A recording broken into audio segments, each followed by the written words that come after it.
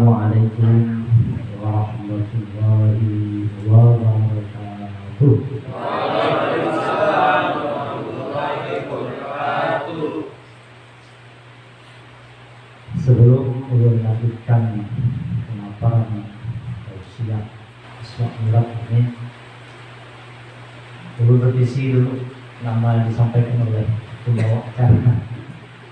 Nama lengkap saya ulun itu Suri Rayunata. Jadi kalau kalian tahu Pangeran Suryanata, ingat tidak? Kalau di Palangka itu disingkat Surira. Di sini singkat lagi banyak Sura. Kalau disingkat lagi.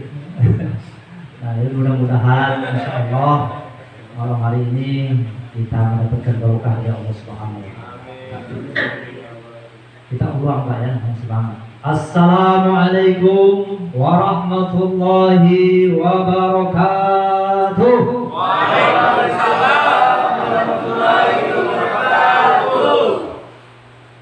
Oh, setahun sekali itu semangat Pak. Kalau tiap hari maka ayo jawabnya.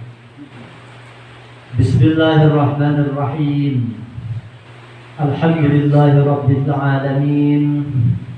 Wal 'aqibatu lil muttaqin. Wala udwana illa 'alal zalimin.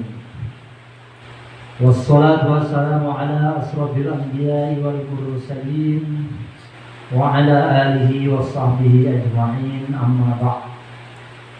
Faqad qala Allah ta'ala fil Qur'anil Karim, a'udzu billahi minasy syaithanir rajim. Bismillahirrahmanirrahim. Subhanalladzi asra bi'abdihi laylan minal masjidil haram ilal masjidil aqsa alladzi barakna hawlahu linuriyahu min ayatina innahu huwas sami'ul basir. Qala aidan wa idza hawa ma dhalla sahibukum wa ma ghawa wa ma yantiqu 'anil hawa in huwa illa wahyun yuha. Qala Rasulullah sallallahu alaihi wasallam, ittaqillaha haitsu kunta wa a'ti sayyi'atan hasanah tampuha wa khaliqin nas bi khuluqin hasanin. Shadaqallahul azim wa shadaqa rasulul karim wa nahnu 'ala dzalika minasyahidin. Yang ulun muliakan para ahli ulama, tokoh-tokoh agama, para penggerak agama, mudah-mudahan dimuliakan di sisi Allah Subhanahu wa Ta'ala. Yang sama-sama kita hormati segenap manajemen TV Gunung Meranti dan TV Abadi Sentosa yang berkenan hadir, yang sempat hadir pada malam hari ini, dan juga tentunya tidak lupa kita sampaikan penghormatan kita kepada aparatur pemerintah yang segala tingkatannya yang hadir pada kesempatan ini. Ada Bapak Koramil, mudah-mudahan beliau diberikan kesehatan yang berlimpah. Yang saya hormati segenap pengurus Masjid Hudaybiyah di camp ini, dan juga spesial rasa hormat dan rasa terima kasih kepada segenap panitia penyelenggara peringatan Isra dan Mi'raj pada malam hari ini. Mudah-mudahan segala upaya, segala apa yang diusahakan dilakukan mendapatkan ganjaran di sisi Allah Subhanahu wa Ta'ala. Mari kita bersyukur kepada Allah Subhanahu wa Ta'ala. Alhamdulillah, pada malam hari ini kita bisa berhadir, kita bisa datang meluangkan waktu kita untuk sama-sama mendengarkan daripada pembahasan seputar Isra dan Mi'rajnya Nabi kita, Nabi besar Muhammad sallallahu alaihi wasallam. Begitu banyak nikmat Allah yang Allah limpahkan kepada kita. Dari sekian nikmat itu memang yang paling tinggi, yang paling agung adalah nikmat iman dan Islam. Setelah itu nikmat-nikmat yang lain, nikmat sehat, nikmat harta, termasuk nikmat panjang umur. Nah, ini sudah 2 tahun. Urut kan 2020 ya. Tanpa terasa sudah 2 tahun. Tapi lu lihat wajah-wajah dia ini awet muda, awet nong, awet muda, awet tua. Tapi insya Allah orang-orang senantiasa cinta kepada Allah dan Rasulullah selalu diberikan kekuatan dan kesehatan, selalu diberikan daripada taufik dan hidayahnya dari Allah Subhanahu wa Ta'ala. Salawat serta salam semoga tercurahkan dan terlimpahkan kepada junjungan kita Nabi Agung, Nabi besar Muhammad sallallahu alaihi wasallam.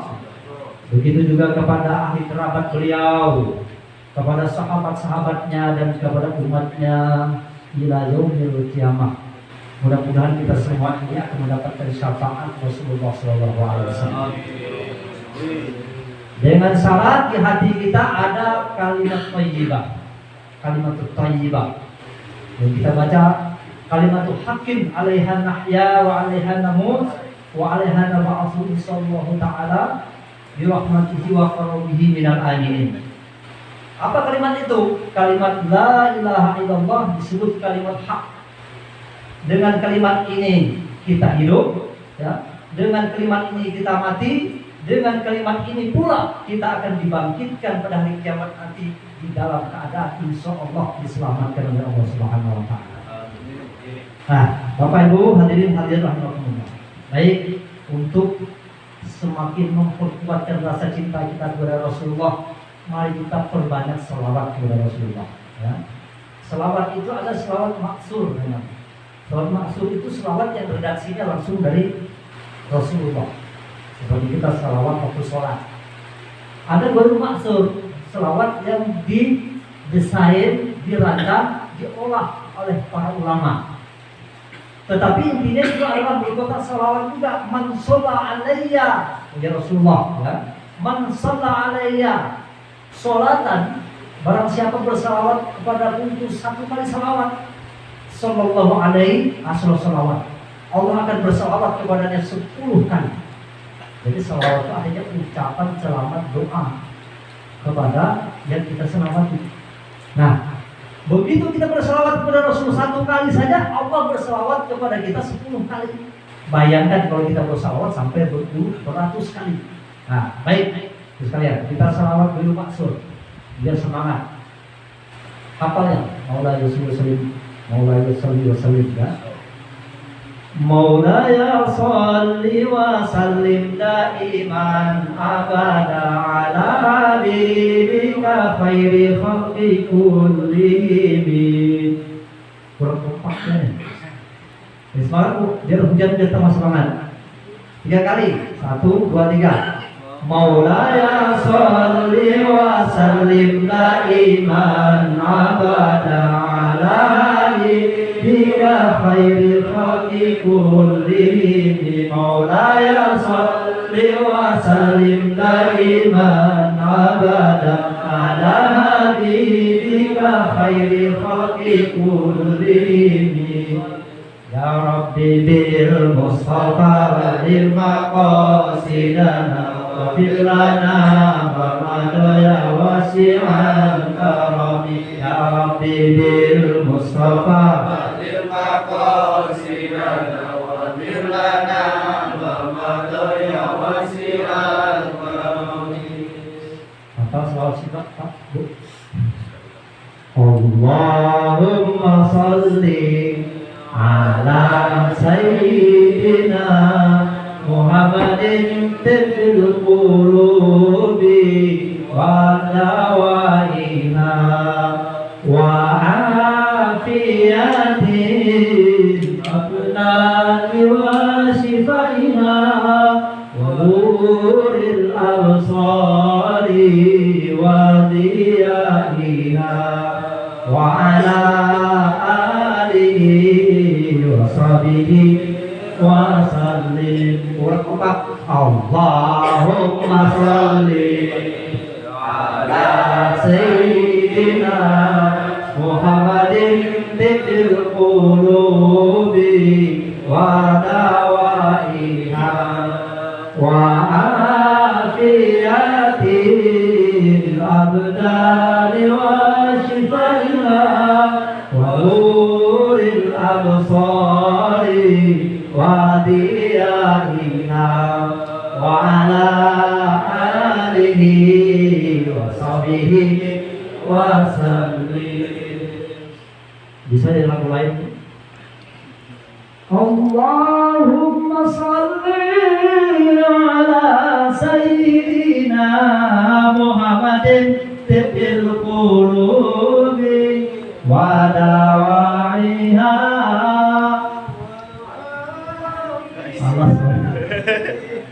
Wa afiyatin abdani wa shifaiha wa nuril absari wa diyaiha wa ala alihi wa sahbihi wa sallim. Mudah-mudahan kita semua mendapatkan syafaat daripada Rasulullah SAW. Baik, baru sekalian. Sebelum ulun ceramah, tadi kan tanya kepada panitia Mas Ari, ulun ada temanya nggak? Nggak pakai tema-temaan. Jangan-jangan ceramahnya ngarung ngidul, kan? Ngarung ngidul, ulu hilir ke karuan. Nanti percuma. Kalau Rasulullah kan minal Masjidil Haram ke Masjidil Aqsa, kemudian Sidratul Muntaha. Kalau orang jauh juga, minal Palangkaraya ila Sungai Hanyut, semua naik ke apa? Yang langit. Lumayan jauh. Jadi kalau ceramahnya ngalor ngidul, ada penelitian kecewa, kenapa minta ceramah? Itu salah penelitian juga ada temanya. Jadi terserah ulun. Jadi ya minta kultum kan atau berarti kuliah terserah ulun. Nah, mau 5 menit, mau 10 menit, atau sampai subuh. Siap? Hah? Sampai subuh ulun tetap bermain nyari kan guling belakang. Nah, tapi mudah-mudahan ibu sekalian kita mendapatkan hikmah dari peringatan daripada Isra dan Mi'rajnya baginda Rasul Muhammad SAW. Baik, baik sekali. Apa itu Isra dan Mi'raj? Ya. Ini ada berceramahnya judulnya Isra dan Mi'raj, kali ini kisahnya lain. Tapi mudah-mudahan ini kan alur Isra dan Mi'raj ini bisa kita tangkap. Ya. Karena kalau kita paparkan secara detail sampai tuntas, subuh selesai. Siap? Siap? Nah, siap. Tadi kan mengantuk, doa salawat menguap pula. Nah, Bu, sebelum kita masuk kepada definisi Isra dan Mi'raj, kita pahami dulu apa latar belakang Isra dan Mi'raj. Ya.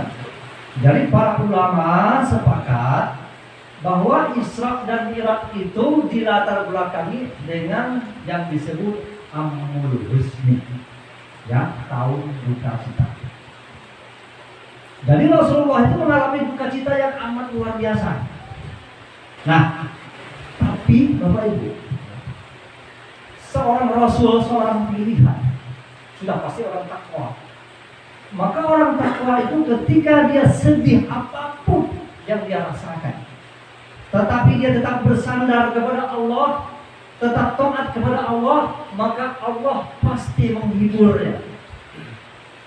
Pasti. Kalau kita sedih, dia lari kemana? Hah? Kemana? Yang langit.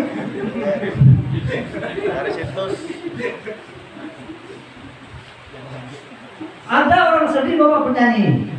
Bu, Pak, pertanyaannya, bernyanyi-kah bisa bikin bahagia? Atau karena bahagia orang bernyanyi? Jawab. Bahagia baru nyanyi. Bahagia baru nyanyi. Kalau lihat, Bu, dengan bernyanyi bahagia? Masya Allah. Beda jawabannya, kita lihat bagaimana hasilnya. Ya.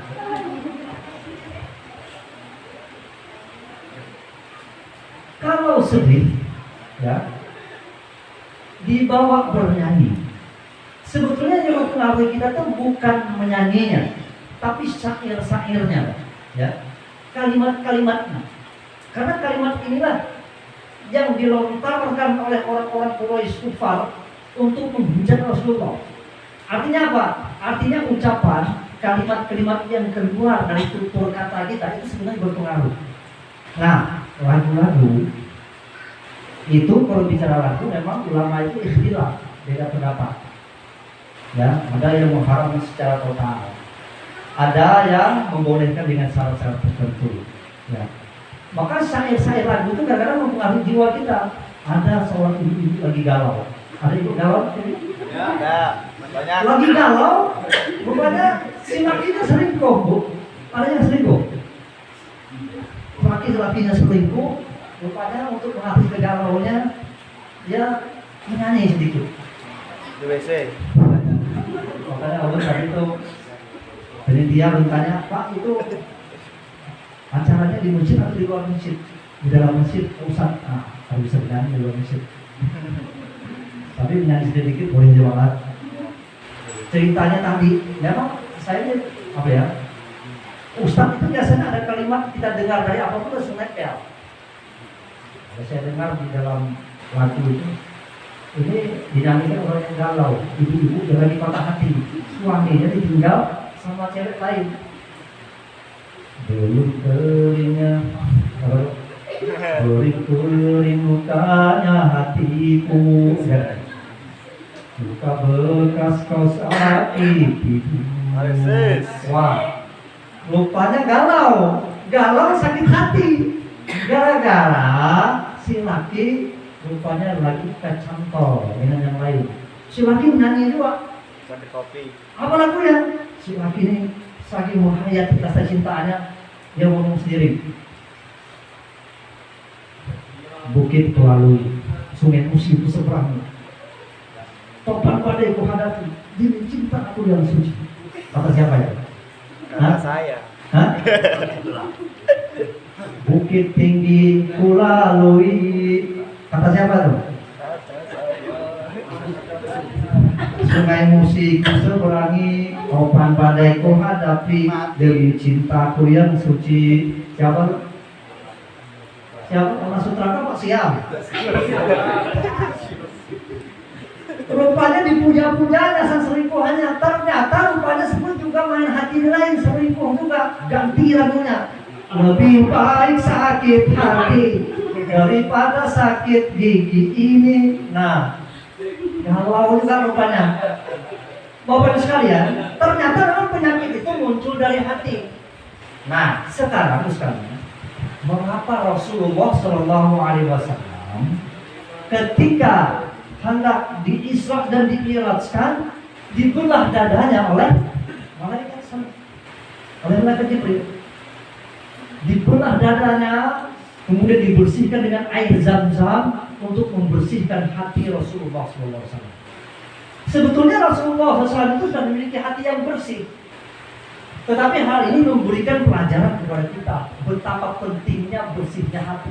Karena kalau hati itu rusak, kalau hati itu sedang bermasalah, dia akan berakibat bukan hanya sampai ke akhirat, di dunia pun akan mengalami penyakit, akan mengalami masalah yang banyak.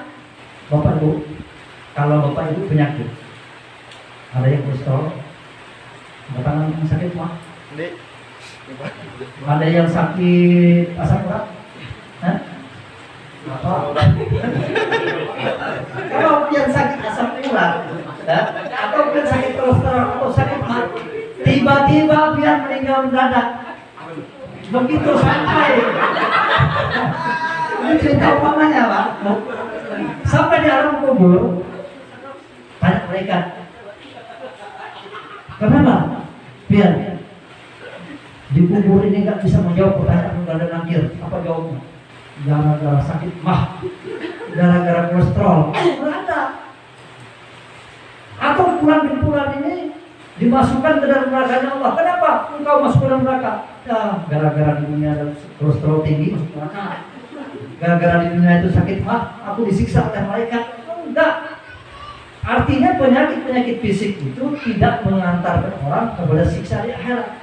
Tapi kalau penyakit hati, tidak hanya dia galau dan susah di dunia, tetapi juga bisa menghantarkan kesusahan dan kepedihan sampai ke akhirat nanti.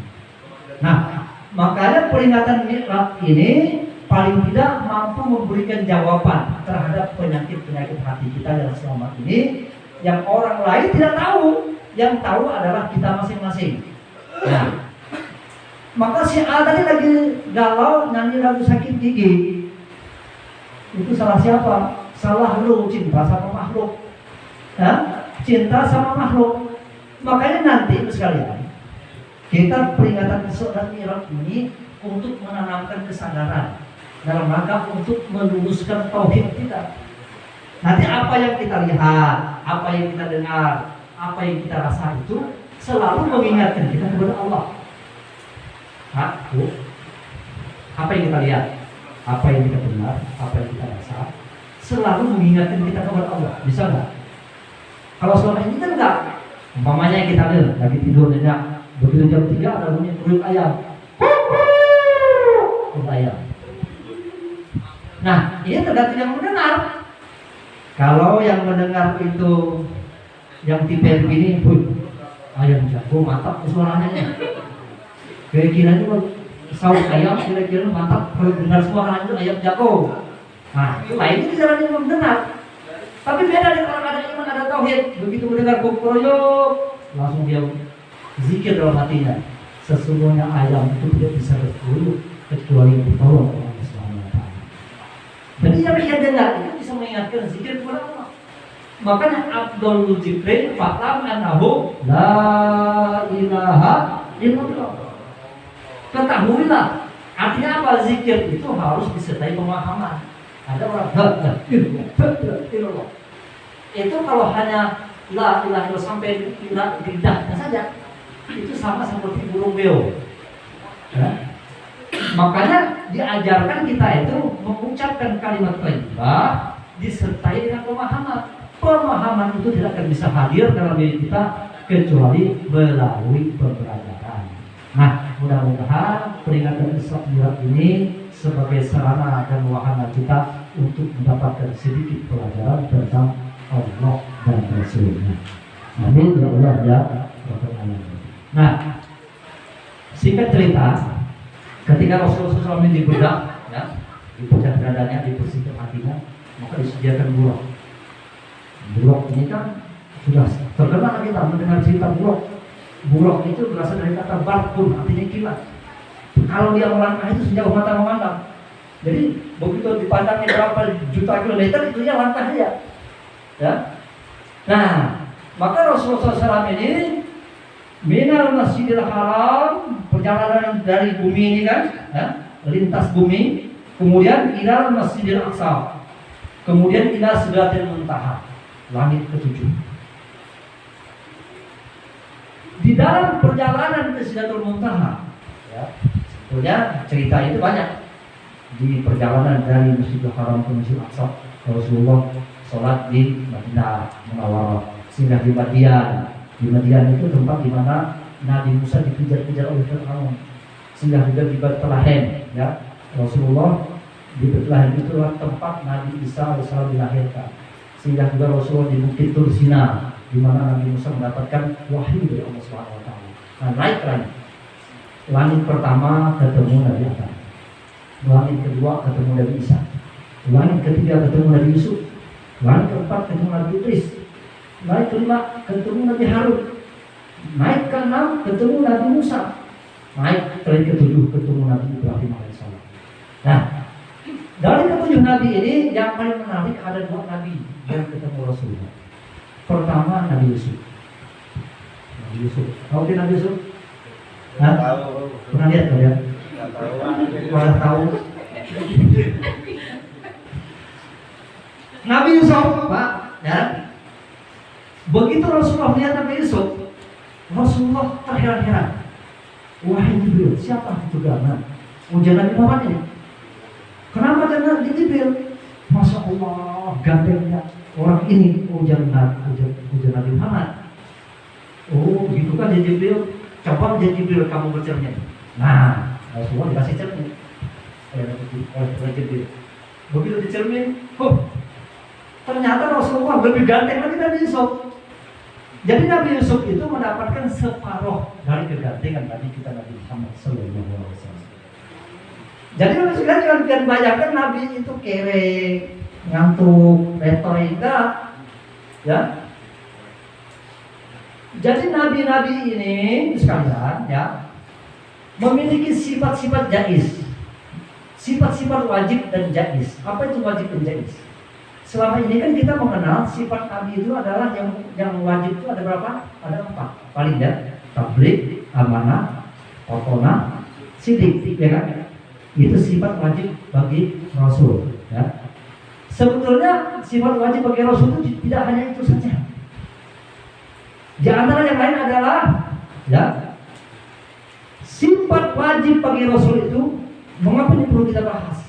Karena sebagaimana disampaikan oleh Ketua Panitia dan juga sambutan dari Maridune, juga sambutan dari Bapak menjadi juga, ya, bahwa peringatan Isra Mi'raj ini harus bisa menumbuh kembangkan rasa cinta kita, kan, kepada Rasulullah.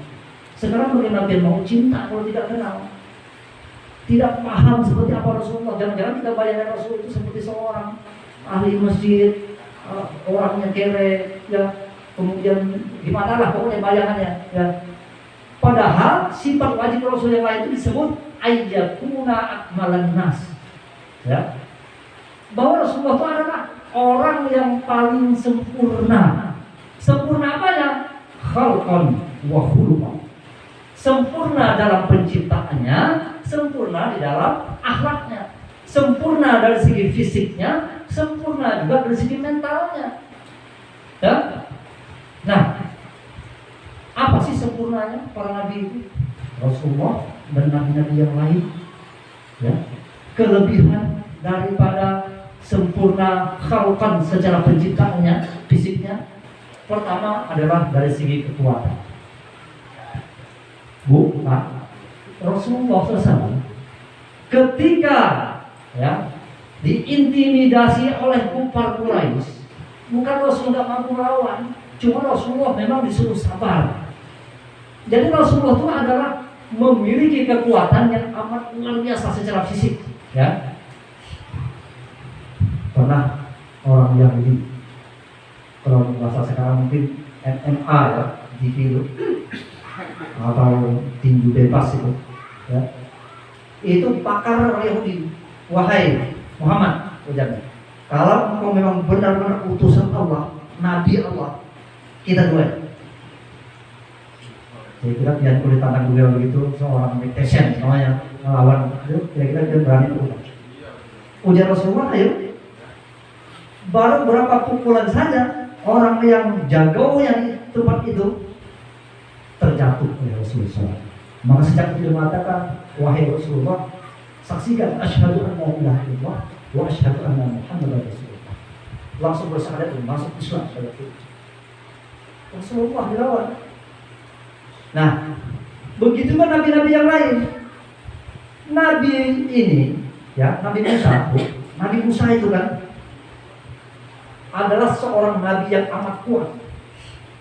Suatu hari Fir'aun itu bermimpi, pokoknya mimpinya itu bahwa kerajaan ini akan ada seorang yang akan menghancurkannya.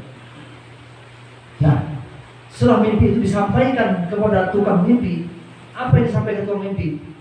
Bahwa suatu saat nanti akan ada seseorang yang akan menghancurkan kekuasaan di Mesir. Karena Fir'aun ini adalah seorang raja yang tidak mau kalah, akhirnya dia punya inisiatif, punya peraturan. Setiap bayi yang lahir harus dihabiskan, harus dibunuh. Nah, pada saat itulah lahirlah Nabi Musa AS. Tentunya keluarga Nabi Musa kan berguna, mau gimana kan ya? Karena seluruh bayi-bayi lahir dibunuh oleh tentara Fir'aun. Akhirnya suatu saat terpikirlah daripada ibunya Nabi Musa ini masukkan Nabi Musa ke peti, dihanyutkan di sungai ini. Sampai di sungai ini ternyata istrinya daripada Fir'aun sedang mandi-mandi di sungai. Dapat nasi bayi dan begitu dibukanya terpana melihat bagaimana kebagusan dan kemolekan kegantengan si bayi ini. Diceritakan dalam riwayat Nabi Musa itu punya mata yang amat manis, amat luar biasa. Akhirnya dia suka senang dibawa kepada Fir'aun. Wah, Fir'aun, karena Fir'aun dan istrinya memang belum punya keturunan juga, akhirnya anak ini diasuhnya lah. Singkat ceritanya, suatu saat Nabi Musa itu menggendong-gendong si Musa masih kecil, masih bayi. Ternyata Nabi Musa itu memegang janggutnya Fir'aun, main-main. Begitu dipegang, ditariknya, maka janggut Fir'aun itu terlepas. Janggut Fir'aun. Maka masih bayi begini begitu kuatnya. Nabi ya, Nabi masih kecil begitu. Akhirnya